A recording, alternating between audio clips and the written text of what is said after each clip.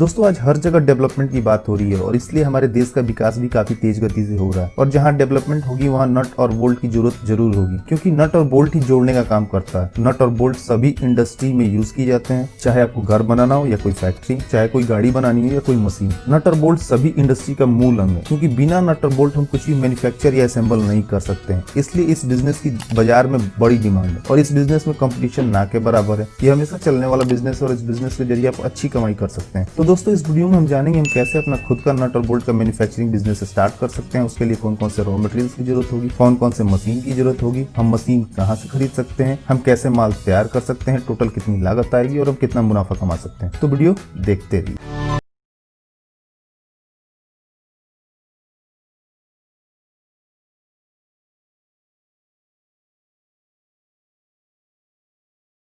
सबसे पहले मैं आपको बता दूं कि इस बिजनेस को शुरू करने के लिए आपको 7 से 8 लाख रुपए की जरूरत होगी और इतने पैसों में आपको इस बिजनेस में लगने वाली सारी मशीन्स आ जाएंगी। साथ ही साथ आप अपने बिजनेस को अच्छे रूप से चला भी सकेंगे। दोस्तों अगर आपके पास फाइनेंस की कमी है तो आप बैंक से लोन के लिए भी अप्लाई कर सकते हैं, एक प्रॉपर बिजनेस प्लान के साथ। नट और बोल्ट मैन्युफैक्चरिंग बिजनेस में दो तरह के इन्वेस्टमेंट की जरूरत होती है। पहला फिक्स कैपिटल, जिसके अंदर लैंड यानी जमीन, मशीनरी और अन्य खर्च आते हैं और इसके लिए आप बैंक में टर्म लोन के लिए अप्लाई कर सकते हैं। और दूसरी होती है वर्किंग कैपिटल, जिसके अंदर आपके दूसरे सारे खर्चे आते हैं, जैसे कि रॉ मटेरियल्स, लेबर, प्रोडक्शन और डे टू डे एक्टिविटीज के खर्चे। और इसके लिए आप वर्किंग कैपिटल लोन यानी ओवरड्राफ्ट या कैश क्रेडिट फैसिलिटी के अंतर्गत अप्लाई कर सकते हैं। आजकल गवर्नमेंट भी मैन्युफैक्चरिंग बिजनेस को काफी बढ़ावा दे रही है, इसलिए सरकार द्वारा चलाए जा रही योजनाओं के अंतर्गत आप लोन के लिए भी अप्लाई कर सकते हैं। चलिए दोस्तों हम जानते हैं कि इस बिजनेस के लिए हमें कौन कौन से मशीन और रॉ मटेरियल की जरूरत होगी। दोस्तों नट बोल्ट मेकिंग बिजनेस में यूज में लाए जाने वाला मेन रॉ मटेरियल्स 2 mm से लेकर 50 mm तक की माइल्ड स्टील रॉड या 2 mm से लेकर 50 mm तक की हेक्सागोनल माइल्ड स्टील रॉड है। ये रॉड आपको स्टील, कॉपर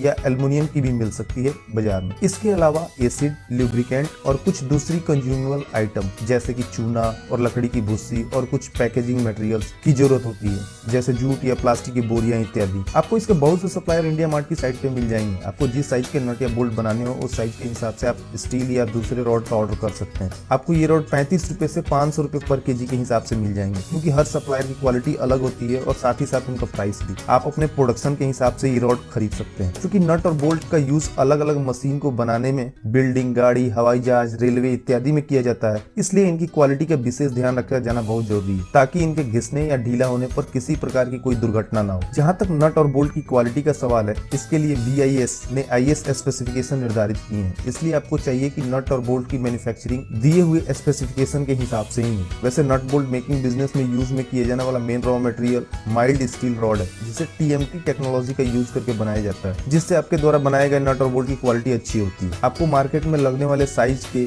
नट और बोल्ट को बनाने के लिए रॉ मटेरियल का स्टॉक अपने पास रखना होगा, जैसे कि 6 mm, 8 mm या 10 mm के रॉड, या फिर जिस साइज का ऑर्डर आप लेते हैं उस साइज के हिसाब से रॉ मटेरियल आपको खरीदने पड़ेंगे। दोस्तों इस बिजनेस को स्टार्ट करने के लिए हमें कुछ मशीन्स की जरूरत होती है, जैसे कि बोल्ट बनाने के लिए हमें चाहिए double stroke cold head forging machine और हेड ट्रिमिंग मशीन और थ्रेड रोलिंग मशीन और स्टील पॉलिशिंग बैरल। बोल्ट बनाने के लिए मेन ये 4 मशीन की जरूरत होती है। और वहीं नट मेकिंग के लिए हमें मशीन चाहिए होती है ऑटोमेटिक फॉर्मिंग मशीन, लुब्रिकेंट और कूलेंट पंप के साथ, और साथ ही साथ नट टैपिंग मशीन। दोस्तों बोल्ट बनाने के लिए mainly double stroke forging machine की जरूरत होती है। ये मशीन सिंगल स्ट्रोक या डबल स्ट्रोक में मार्केट में मिलती है, जिसके जरिए आप हर साइज के बोल्ट बना सकते हैं, जैसे कि 3 इंच, 4 इंच, या फिर आपको अगर स्क्रू भी बनाना हो जो बिना नट के यूज किए जाते हैं तो आप इस मशीन के जरिए स्क्रू भी बना सकते हैं। आप बोल्ट से मिलते जुलते प्रोडक्ट भी इस मशीन के जरिए बना सकते हैं। ये मशीन आपको बाजार में सेमी ऑटोमेटिक और फुल्ली ऑटोमेटिक में मिल जाएगी। इस मशीन में हमें जितनी मोटाई का बोल्ट बनाना हो उस साइज के स्टील रॉड का एक सिरा इस मशीन में लगाना होता है और मशीन में उस साइज की सेटिंग कर देनी होती है और मशीन खुद ब खुद उस साइज के बोल्ट बनाना शुरू कर देती है। दोस्तों इस मशीन के जरिए आप 1 मिनट में 40 से 80 बोल्ट बड़ी आसानी से बना सकते हैं। मार्केट में अलग अलग कैपेसिटी के मशीन अवेलेबल है, इसलिए जैसे मशीन की कैपेसिटी होती है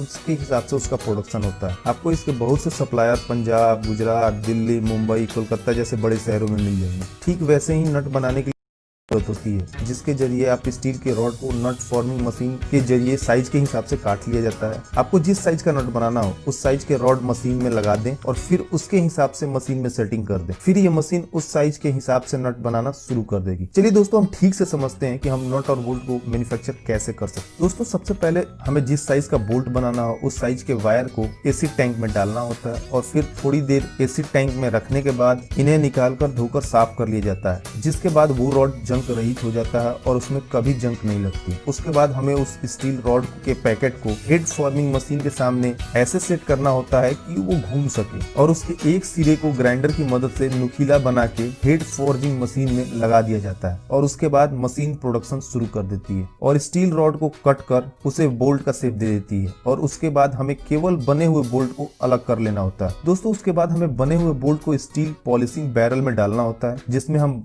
बने हुए बोल्ट के साथ लकड़ी के भूसी का यूज करते हैं, जिससे कि बोल्ट में थोड़ी शाइनिंग आ जाती है और वो देखने में अच्छी लगने लगती है। उसके बाद हमें उस बोल्ट को हेड ट्रिमिंग मशीन में डालना होता है, जिसके जरिए बोल्ट का हेड यानी जो ऊपरी सिरा होता है वो शेप में आ जाता है। ये मशीन एक एक बोल्ट के हेड को उसके एक्चुअल शेप में ला देती है। उसके बाद हमें सारे बोल्ट को थ्रेड रोलिंग मशीन में डालना होता है, जिसके बाद वो मशीन उसके नीचे के सिरे को शेप में ला देती है ताकि किसी बोल्ट का कोई सिरा टेढ़ा ना रह जाए और वो बिल्कुल शेप में रहे और उसकी क्वालिटी भी बिल्कुल अच्छी रहे। उसके बाद हम इस मशीन से निकले बोल्ट को जूट या रस्सी से बने बोरे या पैकेट में पैक कर बेचने के लिए भेज देते हैं। हम इसी तरह दोस्तों अलग अलग साइज के बोल्ट, स्क्रू या और भी दूसरे प्रोडक्ट बना सकते हैं। वहीं नट बनाने के लिए नट फॉर्मिंग मशीन के द्वारा नट को उसके साइज में काट लिया जाता है। इस मशीन में अलग अलग साइज की पंचिंग डाई लगती है, जिसके जरिए हम अलग अलग साइज के नट को बना सकते हैं। ये डाई हम जहाँ से मशीन खरीदेंगे वहीं से मिल जाएगी। इस मशीन में भी ठीक वैसे ही स्टील रॉड का पैकेट नट फॉर्मिंग मशीन के सामने रखना होता है और उसका एक सिरा मशीन में लगा देना होता है। उसके बाद ये मशीन स्टील रॉड उसके हिसाब से काट के नट का मैन्युफैक्चरिंग शुरू कर देती है। उसके बाद हम तैयार नट को नट टैपिंग मशीन में डालते हैं और नट टैपिंग मशीन के जरिए हम इसके अंदर के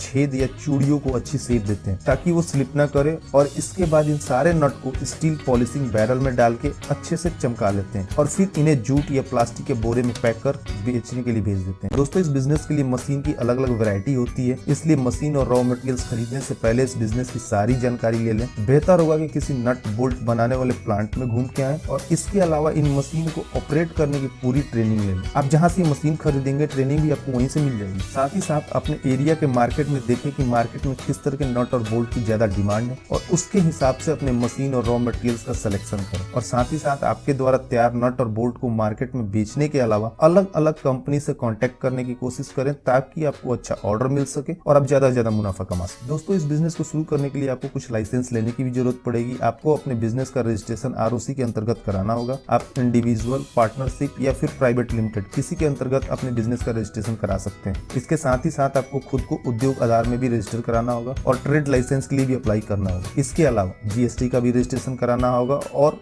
BIS सर्टिफिकेशन की भी जरूरत पड़ेगी। साथ ही साथ अगर आप शहर में इस बिजनेस को शुरू कर रहे हैं तो आपको पॉल्यूशन और फायर डिपार्टमेंट से भी NOC लेना पड़ेगा। दोस्तों, आप चाहें तो इसके रजिस्ट्रेशन के लिए ऑनलाइन भी अप्लाई कर सकते हैं, लेकिन बेहतर होगा आप किसी CA की मदद से ये करें, जिससे ये रजिस्ट्रेशन काफी आसानी से हो जाएगा। दोस्तों, आपको इस बिजनेस से जुड़ी कोई भी इंफॉर्मेशन चाहिए तो आप हमसे कमेंट करके भी बता सकते हैं, हम उसका तुरंत रिप्लाई करें। तो दोस्तों, इस वीडियो में इतना ही। उम्मीद करता हूँ कि आपको ये वीडियो जरूर पसंद आई होगी। तो प्लीज वीडियो को लाइक और शेयर करना ना भूलें और चैनल को सब्सक्राइब कर लें ताकि हमारी हर नोटिफिकेशन पहुंचे सबसे पहले आपके पास।